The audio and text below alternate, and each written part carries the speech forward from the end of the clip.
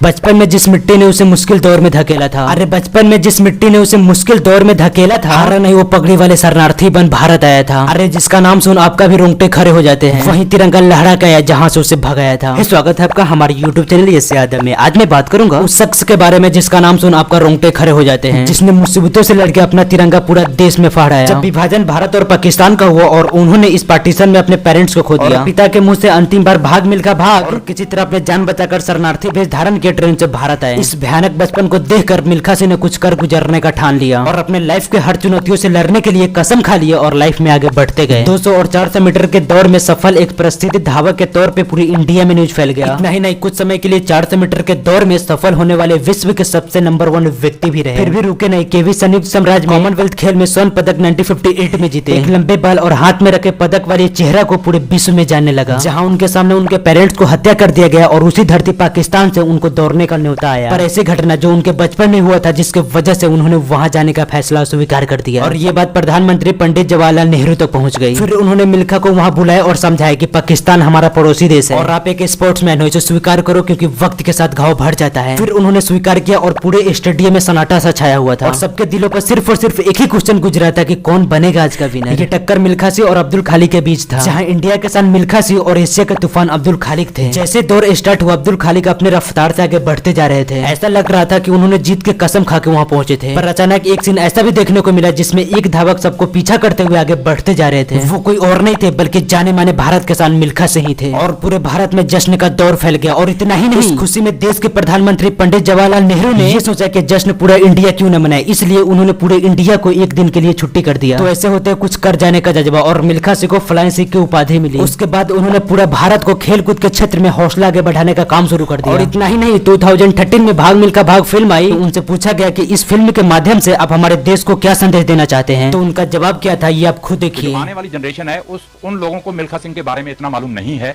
जो कि जितने हमारे जमाने के लोग थे उनको मालूम है। इसलिए ये मैंने कहानी दी और स्टोरी दी और मैं ये चाहता था कि ये बच्चे देखेंगे, इंस्पायर होंगे, आगे बढ़ेंगे और अपने देश के लिए मेडल लेंगे और अपने देश का नाम जो है वो दुनिया भर में ऊंचा करेंगे। इसलिए ये कहानी दी है।